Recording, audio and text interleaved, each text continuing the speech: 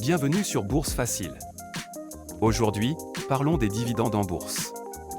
Est-ce vraiment possible de vivre de ces revenus passifs? Oui, mais cela demande une bonne stratégie et un capital suffisant. Commençons par définir ce qu'est un dividende. Un dividende, c'est une part des bénéfices d'une entreprise redistribuée aux actionnaires. Plus vous détenez d'actions d'une société qui verse des dividendes, plus vos revenus augmentent. Par exemple, si vous possédez 100 actions d'une entreprise qui verse 1 euro de dividende par action, vous toucherez 100 euros de revenus passifs. Simple, non? Maintenant, combien faut-il investir pour vivre des dividendes? Si vous souhaitez toucher 1 000 euros par mois, soit 12 000 euros par an, avec un rendement moyen de 4% par an, il vous faudra environ 300 000 euros. Cela peut sembler énorme, mais ne vous découragez pas. Vous pouvez commencer avec un capital plus petit, même 1 000 euros.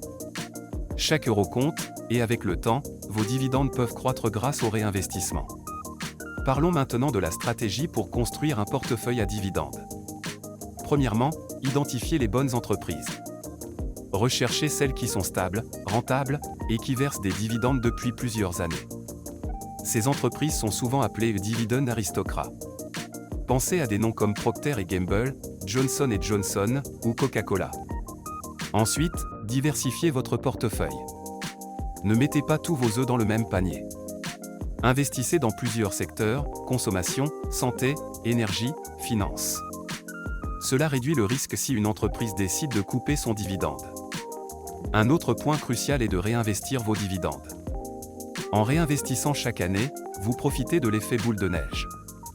Avec le temps, vos revenus passifs vont croître naturellement, même sans injecter de nouveaux fonds. Pour repérer une bonne action à dividende, surveillez quelques indicateurs clés. Le rendement du dividende idéal se situe entre 3% et 6%. Vérifiez également le taux de distribution, qui devrait être inférieur à 70% pour éviter un risque de baisse. Enfin, l'historique de paiement est essentiel, une entreprise qui augmente ou maintient ses dividendes depuis 10 à 20 ans est souvent un bon choix. Attention aux pièges. Ne vous laissez pas séduire par un rendement trop élevé, comme 10% ou plus, car cela peut être risqué. Évitez aussi les secteurs cycliques, où les entreprises peuvent verser beaucoup un temps, puis plus rien. Restez attentif aux annonces de résultats, si une entreprise traverse des difficultés, elle peut couper ou réduire son dividende.